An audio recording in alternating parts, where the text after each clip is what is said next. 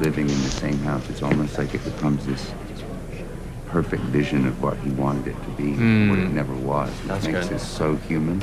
Yeah. And What you wanted your dad to be. And yeah. Right. Yeah. And and I had no friends.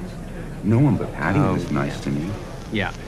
Today, we complete Vecna's story. 5 Stranger Things seasons, 1 play, 9 whole years, all leading toward this moment. The fragments of his story are in front of us, and all we have to do is piece them together. Without any further waiting, I present to you a story about a frightened boy, manipulated by an evil, otherworldly entity that slowly led him into becoming the monster we know today. Stranger Things' main villain, Vecna, also known as Henry Creel, was born in 1947 to Victor and Virginia Creel in Rachel, Nevada. Vecna's story doesn't begin in the 1980s, it goes all the way back to the 1950s. A young Henry Creel wanders away from home and into a cave. Inside, he finds a Russian scientist with a broken leg, clutching a strange suitcase. Henry kills the man with a random stone, opens the case, and in that moment gains his powers by coming into contact with an alien stone, unknowingly forming a connection to an otherworldly creature known as the Mind Flayer. But this raises a much bigger question, one you've probably already asked. How did a Russian scientist end up there, and how did this mysterious stone even make it to Earth in the first place? To answer that, we have to go even further back, all the way back to the 1940s, and into the events of the first Shadow play. Now, before we continue, a quick heads up. In the top left corner, you'll see 3 different symbols appear throughout the video. The first is the Stranger Things logo, which means we're pulling directly from the show's canon. The second is the first Shadow play logo, which will appear whenever we're diving into that lore. And the third is my own logo, which means we're stepping into theory territory, connecting the missing pieces to form a bigger picture. Together, these 3 will help us piece everything into Vecna's complete story. Now, back to the video. This entire storyline is actually based on a real-world conspiracy theory surrounding a mysterious naval experiment. In the Stranger Things universe, this becomes a military project in the 1940s known as the Philadelphia Experiment, an attempt to make a ship invisible, but in the opening of the first Shadow play, something goes horribly wrong. The ship, instead of just disappearing, winds up in the Abyss, the home planet to the Mind Flayer. It's basically another alien planet. Anyhow, as the ship winds up in the Abyss, most of the soldiers are attacked and killed by the Demogorgons, but one man survives, Dr. Martin Brenner's father. He returns from the Abyss severely injured, and an inability to receive transfusions, the same biological anomaly we'll later see in both Henry and Will. Before Captain Brenner dies, he tells his son Martin a story of what he saw on the other side, and that revelation becomes the spark that drives Martin Brenner's lifelong obsession with reaching the Abyss. Now, the play never explicitly mentions the alien stone. That's likely being saved for the upcoming spin-off, but connecting the dots isn't exactly difficult. We're left with 3 key pieces: a mysterious stone containing Mind Flayer particles, a Russian scientist operating secretly in the US, and Brenner's father, who returned from the Abyss and died shortly after. The most logical conclusion is that Brenner's father found and brought the stone back with him from the Abyss, and it was later studied by his son, until it gets stolen by a Russian spy. That spy makes it as far as the Nevada desert before falling into a mine shaft and breaking his leg. Unable to escape, a young Henry Creel finds him. Henry almost kills the scientist with a rock in self-defense, opens the suitcase, and in that moment, the Mind Flayer particles stored inside a stone transfer directly into his blood. With his mind now influenced, if not partially overtaken, the Mind Flayer forces Henry to finish him off. In 1959, the Creel family moves from Nevada to Hawkins, but according to the first Shadow play, once Henry arrives in Hawkins, he isn't a monster at all. And while Henry is undeniably under the influence of the Mind Flayer, the play makes one thing very clear: he can resist it. At times, he even manages to suppress it. Henry is painfully misunderstood. His father remains distant and doesn't notice anything wrong with his son. His mother grows fearful and rejects to see what's really happening. And his own sister says that the boy living in their house is nothing like the Henry she used to know. The only person who truly connects with him is Patty Newby, Bob's adopted sister. You remember Bob the hero? Anyway, Patty believes Henry isn't a monster and that he could use his powers to help people. But while Henry finds comfort with Patty, the Mind Flayer never truly leaves him. Up in the attic, Henry is repeatedly overwhelmed by the entity's influence. He slips into the void again and again, and from there, he begins to kill pets of the Hawkins students. In the void, we see the shadow monster, the Mind Flayer itself, lying beside him, guiding him. When Patty comes over to the Creel house, she mentions that the attic is really cold, but Henry responds that he likes it cold, the exact same way Will did in in Season 2 while under the Mind Flayer's influence. Later during the play, we see the shadow monster possessing Henry, exactly as he did with Will in Season 2 when he was constantly getting chased by the Mind Flayer and in the end ended up being possessed. Henry is terrified of what he's becoming. More than anything, he's afraid that one day the Mind Flayer will force him to kill Patty. Trying to help him focus on something good, Patty asks Henry to use his powers to find her biological mother. But while searching for the void, Henry loses control and the Mind Flayer returns, and this time its influence is way stronger than before. And when Patty's father walks in on the scene, Henry pushes his hand forward and nearly kills Patty's father, attacking him in the same brutal way he killed the Russian spy. The difference is that this time Henry manages to stop himself before killing Patty's father. When Patty's father wakes up in the hospital, he says he wasn't attacked by a boy, he was attacked by a monster. Then he draws what he saw, the Mind Flayer. Meanwhile, the Russian agent who originally escaped with the Mind Flayer stone is of course never found. But that disappearance leads Brenner down a very specific path, straight to Henry Creel. This is the moment that ultimately leads to the creation of the Hawkins lab. Not long after, Brenner finds Henry and his family and takes Henry into the lab, where he explains exactly how Henry's abilities function. The first thing Brenner explains is that Henry gained his powers by touching the stone recovered from the abyss, the same stone brought back by Brenner's father. Second, Henry's blood type is different, altered, non-human. And third, that his powers grow stronger when he kills. That last detail is where Brenner tries to push Henry into killing a prisoner as a test, but Henry refuses. And that refusal shows that at this point, Henry is still fighting the Mind Flayer's influence. Not long after, Henry manages to reach Patty through the void, and that connection is what pushes him to escape the Hawkins lab and return home. Brenner even tells his staff that they can't force Henry to kill, that it has to come from him. But when Henry returns home, he decides to look into his family's minds, and shockingly sees how none of them, not even his sweet sister Alice, wanted him to get back home. That discovery leads directly into the Season 4 flashbacks. Henry begins spending more and more time alone in the attic, surrounding himself with spiders, and most importantly, allowing the Mind Flayer further into his mind. Henry is flooded with humanity's darkest history. He sees the horrors of war, he learns what his father did overseas, and the more he sees, the more his worldview fractures. Believing himself to be freeing the world from cruelty, Henry kills his mother and sister, but the act leaves him in a coma. His father is framed for the murders, and Henry is taken back to the lab. Oh, and if you're wondering what happened to Patty, she's ended up finding her mother in Las Vegas, and just as Victor Creel, she thought Henry died in the Creel house, and probably moved on. This is where Brenner's real experiments begin. Using Henry's altered blood, Brenner creates the first test subjects and eventually invents the Soteria, the chip implanted in Henry's neck to suppress his powers. It's not meant to save Henry, it's meant to control him. This leads to Henry forming a connection with Eleven, and together they begin planning their escape. Henry sees himself in her, another used child by Martin Brenner, and once he manipulates Eleven into removing the Soteria, the chip blocking Henry's powers, he slaughters every test subject and nearly every staff member in Hawkins' lab, everyone except Martin Brenner. Not because Brenner deserved mercy, but because Henry wanted him to suffer and to watch his life's work collapse in front of him. This is where we hear Henry's infamous monologue, but the plan doesn't go the way Henry expects. Eleven fights back, and with a surge of power, she banishes Henry into the abyss. Inside the abyss, Henry's human form breaks down and reshapes into Vecna. He encounters Demogorgons, and finally, he comes face to face with the Mind Flayer, the true source of his powers, the same entity that had been influencing him since the moment in the desert cave. And now we jump to the beginning of Stranger Things Season 1, to November 6, 1983, the day everything truly begins, when Eleven makes contact with the Demogorgon through the void and accidentally creates the Upside Down, essentially a wormhole connecting the abyss and our world. That single moment makes it possible not only for Demogorgons to cross over, but for Vecna himself to finally reach into the bright side up, and the very first consequence of that is the disappearance of Will Byers. As soon as the gates open, Vecna takes Will and transfers a massive amount of Mind Flayer particles into his body, before leaving him alive in the Upside Down and crucially allowing Joyce and Hopper to rescue him. Once Will returns, he begins to change in the exact same way Henry did in the first Shadow play. He becomes colder, distant, and mentally altered because the Mind Flayer, aka the Shadow Monster, is now inside him too. However, just like Henry once resisted, Will is able to fight back. Even while fully possessed in Season 2, Will manages to use Morse code to communicate with his mother and friends, helping them understand what the Mind Flayer is doing and ultimately allowing them to defeat it. But by that point, Will has completed his real purpose. Through Will, Vecna and the Mind Flayer use his connection to construct the tunnel system beneath Hawkins, slowly spreading the Upside Down's influence into the town itself. Although Will manages to expel most of the Mind Flayer's particles from his body, the connection is never fully severed, and that leftover connection is exactly what Season 3 builds on. The Mind Flayer particles that once inhabited will take physical form, eventually possessing Billy and emerging into that massive grotesque spider-like creature made of flesh and bone, which the group ultimately defeats. Billy gets his redemption at the very end, sacrificing himself to save Eleven. And now this leads us straight into season 4, which marks Vecna's first true physical appearance in the show. And as Brenner explained earlier, Henry's power grows every time he kills. With every victim, Vecna opens a gate, and by the end of the season, he has created 4 separate rifts that form the foundation of his plane. His first victim is Chrissy, whose death opens a gate inside Eddie Munson's trailer. After that comes Fred Benson, killed on a road near the forest, opening another gate in a completely different location, followed by Patrick, who is taken beneath Lover's Lake, creating a third rift directly in the middle of the water. And finally, we reach Max Mayfield, who initially escapes Vecna's grasp in episode 4 thanks to Kate Bush, but is later captured again inside a Creel house, where she technically dies, although not completely. Instead, Max is revived inside Vecna's own mind, leaving her body alive but empty. This is the moment where our Stranger Things characters finally defeat Vecna by hitting him from multiple angles at the exact same time. He's damaged through hive mind when Hopper fights and kills the Demogorgon in Russia. He's attacked mentally by Eleven inside the hellscape, and then he's finished off in the Upside Down, where Nancy, Robin, and Steve shoot him, burn him alive, and literally knock him off the roof of the Creel house. And even then, Vecna doesn't truly die. Instead, after his defeat, he escapes back into the abyss. And that brings us straight into season 5. This is where Vecna begins to manipulate the 12 kids. Vecna slowly manipulates the 12 kids by presenting himself as Mr. Watson, deliberately choosing to appear as Henry. He takes Holly first, and when he fails to take Derek, he finally descends into the right side up himself to finish the job. This time he succeeds, but he intentionally leaves Will alive, not just because he sees him as weak, but because he still finds him useful, a potential spy he can exploit one last time. And that decision ends up becoming Vecna's biggest mistake. Will uses that connection to interfere with Vecna's control, manipulating his powers just enough to kill the Demogorgons that were seconds away from slaughtering his friends. Even so, Vecna still succeeds in capturing the kids, brainwashing them into believing that Max is the black thing. The next time we see Vecna, he's tracking down Holly again, who escaped his grasp alongside Max. But this time, Will steps in directly. Blocked from reaching Max physically, Vecna adapts by using Will as a spy one final time. Will's repeated hospital visits allow Vecna to locate Max's real-world body, and he responds by sending demo dogs to kill her. And just like he did with his previous victims, Chrissy's anorexia, Fred's guilt, Vecna targets Will's deepest fear, the fear of being alone. Vecna believes this fear will finally break him during the final confrontation, but he's wrong. Instead of isolating Will, Vecna unintentionally pushes him to open up. But unlike Max, Holly isn't as lucky. Vecna recaptures her and uses her alongside the other children, setting his endgame into motion, the full merging of our world and the abyss. But that plan is disrupted by Eleven, Kali, and Max, and this is where the true final battle begins, inside Vecna's own mind. Kali fools Vecna long enough for the kids to see through the illusion, to finally perceive him not as Henry, not as Mr. Watson, but as the monster he's become. Vecna invades Eleven's mind, discovers her physical location, and manipulates the situation so perfectly that he tricks Hopper into pulling her out of the water tank. And believing he's finally cut Eleven off for good, Vecna heads straight to the cave. Each movement forces him to relive fragments of his darkest memories. And when he finally enters the cave, the same place where he first touched the stone, where he first connected with the Mind Flayer. Deep down, Henry was once an innocent child. What broke him wasn't evil. It was the Mind Flayer showing him the worst of humanity, without ever showing him any of the good, until it completely shattered him. And the fact that the Mind Flayer killed a Russian scientist on its own proves something crucial. It does control, just as it controlled Will and just as it controlled Billy. But wait, there is a difference. Will fought back by using Morse code, and Billy rejected it in the end by saving Max and Eleven. That's why this version of Henry works so well. He isn't meant to be redeemed. He truly believes humanity is a disease. Eleven finally severs Vecna from the Mind Flayer's avatar, and that moment is what truly seals his fate. The first blow comes directly from Eleven, overpowering him physically. The second comes from the hive mind itself being damaged, and the third, the most personal strike, comes from Will, who breaks Vecna's arm, allowing Eleven to strike. And in the end, it isn't a god or a psychic that finishes him off, it's Joyce. The connection is severed, the bridge is broken, and the influence that shaped Henry Creel into Vecna is gone from this world. And that is the complete story of Vecna. But hey, if you want to go deeper into the Upside Down, hit that subscribe button and check out this next video right here.